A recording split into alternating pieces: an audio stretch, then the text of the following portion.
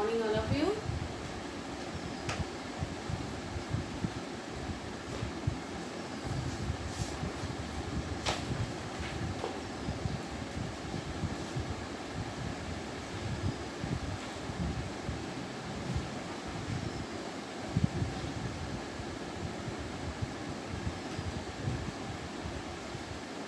नील परी हमारा chapter 7 complete हो चुका है।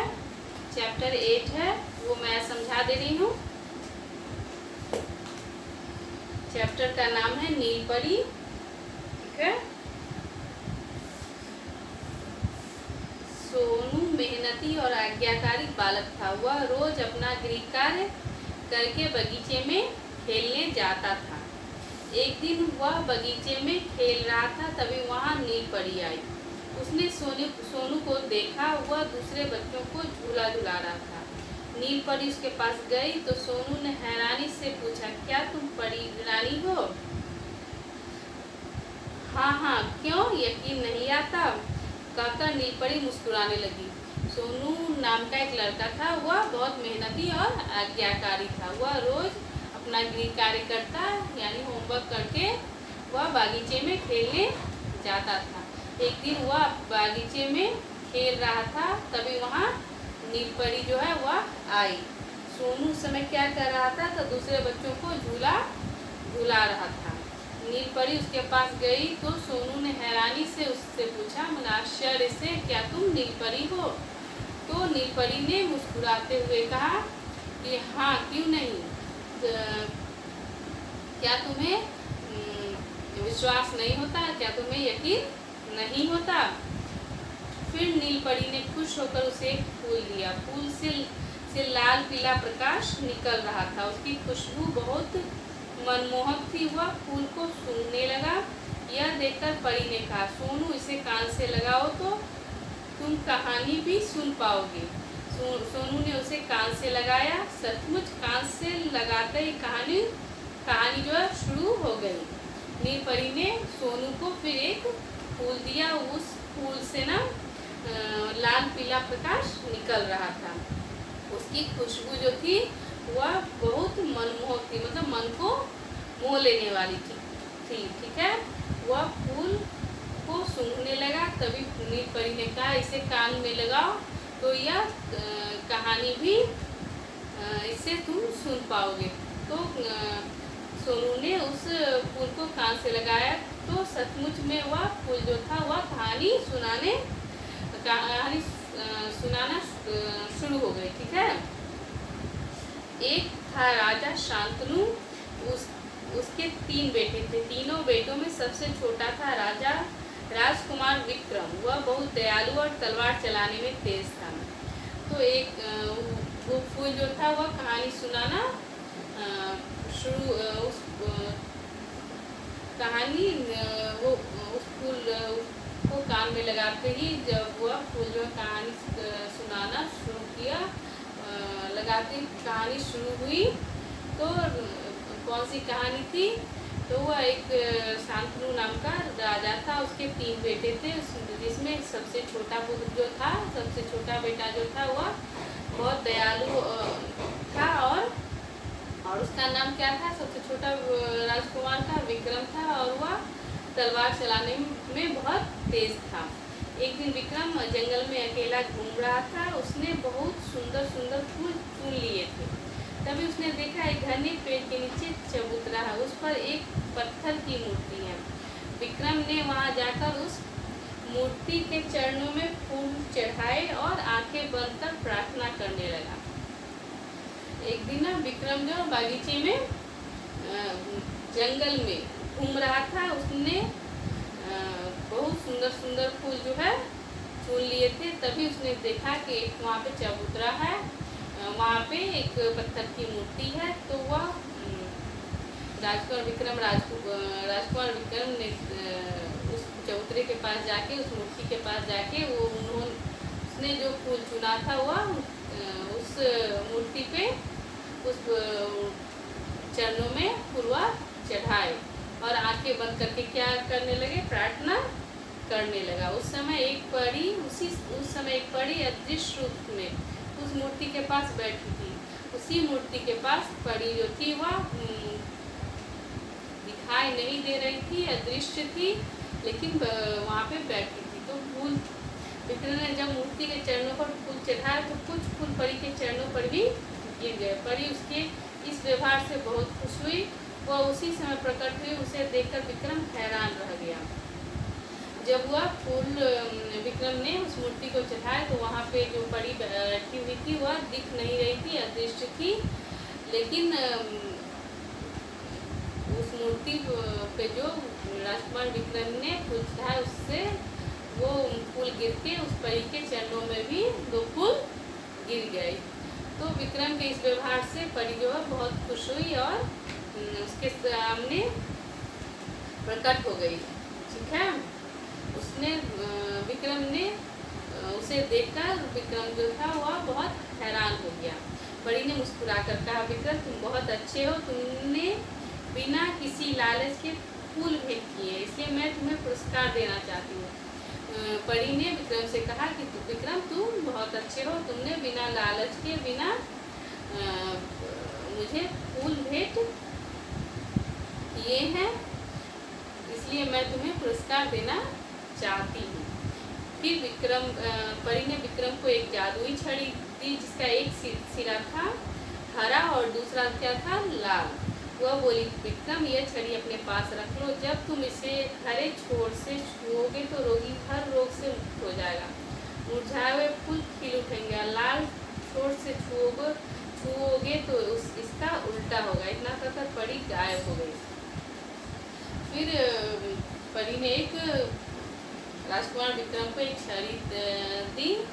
वह छड़ी का 2 छोर था, एक छोर था वह लाल था, एक छोर जो था वह हरा था। तो लाल छोर परी ने विक्रम को बताया कि यह इस हरे छोर से अगर तो किसी रोगी को छुओगे, जो बीमार होगा उसे छुओगे तो वह उसकी बीमारी खत्म हो जाएगी, उसका रोग खत्म हो जाएगा। अगर मुरझाया हुआ फूल रहेगा वह खिल जाएगा, लेकिन लाल छोर से अगर छुओगे तो यह उसका उल्टा होगा। मतलब अगर वह ठीक हो जाएगा फिर से वो लाल छड़ी से छुओगे तो यह फिर से बीमार हो जाएगा और खिला हुआ फूल फिर से मुरझा जाएगा। ठीक है, इतना कहकर परी गायब हो गई। अब विक्रम घूम कर रोगियों के रोग दूर करने लगा। वह हर बगीचे में घूमता और पौधे की खूब देखभाल करता था।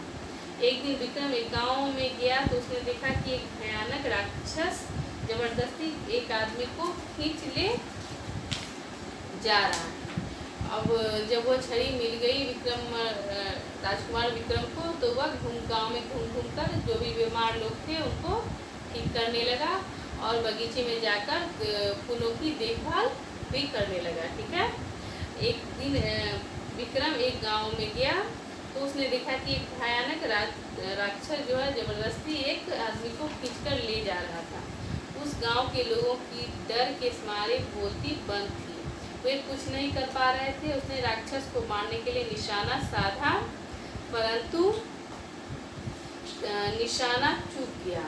दूसरे दिन उसने बांस की पतली छड़ी तैयार की और पेड़ के पीछे छिप कर बैठ गया। ज्यों ही राक्षस गांव में आया तो विक्रम ने जादुई छड़ी का लाल वाला छोर उससे छुआ। देखते ही देखते राक्षस में परिवर्तन आ गया। वह डर के मारे बुरी तरह चीखने लगा।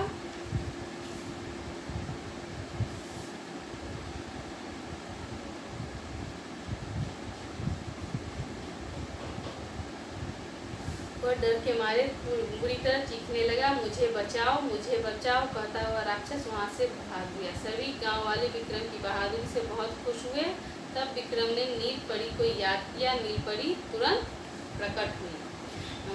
उस गांव में एक दिन राजकुमार विक्रम एक गांव में गया तो वहाँ पे एक राक्षस जो था वह एक आदमी को खींचकर जबरदस्ती ले जा रहा था। उस गांव के लोग जो थे इतने डर गए थे कि सबकी बोलती बंद हो गई थी, वे कुछ भी नहीं कर पा रहे थे। उसने राक्षस को मारने के लिए निशाना साधा, परंतु निशाना जो है वह क्या हुआ, चूक गया। दूसरे दिन राजकुमार ने बांस की एक पतली छड़ी तैयार की और पेड़ के पीछे जाके क्या हुआ, छुप गया, छुप कर बैठ गए। जो ही राक्षस गांव में आया तो विक्रम ने जादू की छड़ी जो थी वह छड़ी का लाल वाला छोर, हरा वाले छोर से तो अच्छा हो जाता और वो ताकतवर हो जाता, तो लाल वाले छोर से उसने उस राक्षस को छुआ। देखते ही देखते राक्षस में क्या हुआ, परिवर्तन आ गया और उसने जोर जोर से वह चीखने लगा, मुझे बचाओ कहते हुए वह भाग गया। गांव के लोग जो थे वह राजकुमार विक्रम की इस बहादुरी पर बहुत खुश हुए। तब विक्रम ने नीलपरी को याद किया और नीलपरी तुरंत राजकुमार विक्रम के सामने प्रकट हुई। परी ने विक्रम से कहा, लो विक्रम, तुम मुझे याद कर रहे थे ना, लो मैं आ गई। विक्रम ने नीलपरी से कहा, परी रानी, मैं बहुत आभारी हूँ, आपकी इस छड़ी से बहुत काम किए हैं, तो मैं आपको यह छड़ी लौटाना चाहता हूँ। जब यह छड़ी मेरे हाथ में होती है तो मन करता है कि एक एक रोगी को ढूंढकर उसका रोग दूर करूँ, परंतु मैं आपकी तरह उड़ नहीं सकता और न ही आपकी तरह देख सकता हूँ, इसलिए इस छड़ी का सदुपयोग मुझसे अधिक आपके पास होगा। आप तो विक्रम ने जब उस पर परी रानी को याद किया, परी रानी प्रकट होके विक्रम से कहा, लो विक्रम, तुम मुझे याद कर रहे थे, मैं आ गई तुम्हारे पास, बोलो क्या काम है। तभी विक्रम ने कहा, परी रानी, तुम ये छड़ी रख लो तुम्हारे पास, क्योंकि यह छड़ी जब मेरे पास होता है तो मैं एक एक आदमी को, मन करता है, मेरा मन होता है कि एक एक व्यक्ति को ढूंढ कर उसका रोग ठीक करूं, मतलब उसे बीमार लोगों को मैं ठीक करूं, लेकिन मैं तुम्हारी तरह न उड़ सकता हूं ना देख सकता हूं, मतलब जहाँ तक परी देखती वहाँ तक वो नहीं देख सकता, तो इसलिए मुझसे ज़्यादा तुम लोगों की मदद कर सकती हो, इसलिए इस छड़ी का सदुपयोग मुझसे अधिक आपके पास होगा, मतलब इस छड़ी का उपयोग आप सदुपयोग ज़्यादा अच्छी तरह कर सकती हो। परी ने प्रसन्न होकर कहा, विक्रम, तुम बहुत बहादुर ही नहीं परोपकारी भी हो, तुम्हें किसी छड़ी की जरूरत नहीं है, मैं तुम्हें शक्ति देती हूँ कि तुम जिस रोगी को भी छुओगे उसके सारे रोग दूर हो जाएंगे। इतना कहकर परी मुस्कुराते हुए अदृश्य हो गई। विक्रम भी मुस्कुराते हुए अपनी राह तेज तेज कदमों से चल दिया। परी ने प्रसन्न होकर विक्रम से कहा कि तुम बहुत बहादुर तो हो ही, परोपकारी भी हो, ये तुम्हें किसी छड़ी की जरूरत नहीं है, मैं तुम्हें ऐसी शक्ति देती हूँ कि तुम अगर जिस बीमार लोगों को छुओगे, जिस रोगी को छुओगे, उसके तुम्हारे छूते ही हुआ रोगी ठीक हो जाएगा। इतना कहकर परी भी चली गई और विक्रमादित्य भी तेज तेज कदमों से वो भी चले गए। ठीक है, अब इसका मैं शब्दार्थ आपको करवा देती हूँ।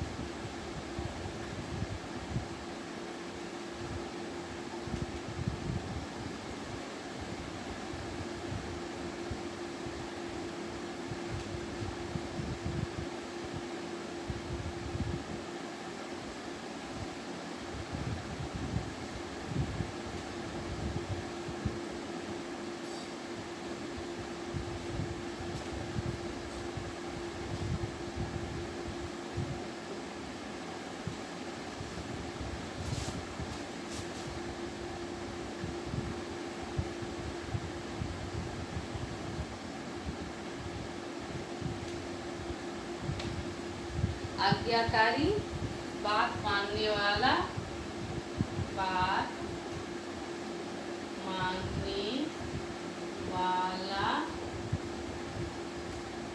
जादुई, जादुई, जादू का और चमत्कारी, कारी, यकीन, विश्वास, मनमोहक, मन को अच्छी लगने वाली, मन को अच्छी लगने वाली, परोपकारी, जो दूसरों की भला करता हो, सोता। चबूतरा, बैठने के लिए चौरस और ऊंची जगह, बैठने के लिए चौरस और ऊंची जगह। आज्ञाकारी, बात मानने वाला, जादुई, जादू का या चमत्कारी, यकीन, विश्वास, मनमोहक, मन को अच्छी लगने वाली, परोपकारी, जो दूसरों का भला करता हो, चबूतरा, बैठने के लिए चौरस और ऊंची जगह, अदृश्य होना, गायब होना, परिवर्तन, बदलाव, प्रकाश, रोशनी, सदुपयोग, अच्छा उपयोग। ठीक है।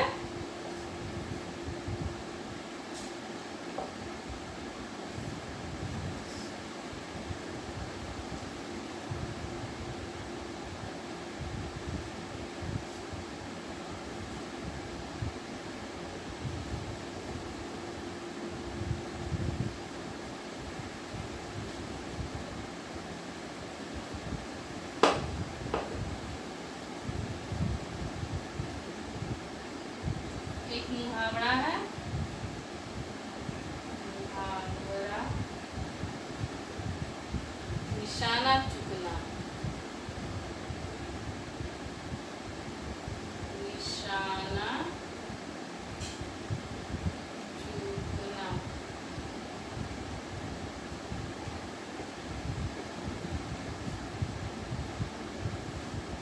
वार खाली जाना। क्या है? निशाना चूकना, वार खाली जाना, मतलब किसी पर हमला करना, वो हमला पूरा ना होना, वो वार जो है वो खाली चला जाना। ठीक है।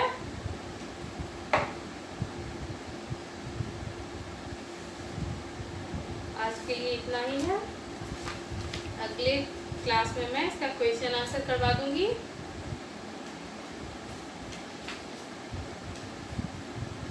तब तक के लिए इतना ही। होमवर्क आपको पता है। ये पहले शब्दार्थ याद कर लीजिएगा इस चैप्टर का, और 1 से 8 चैप्टर अगर आप नहीं याद किए हैं तो याद कर लीजिए। अगर याद कर चुके हैं तो रिवाइज कर लीजिएगा। ठीक है।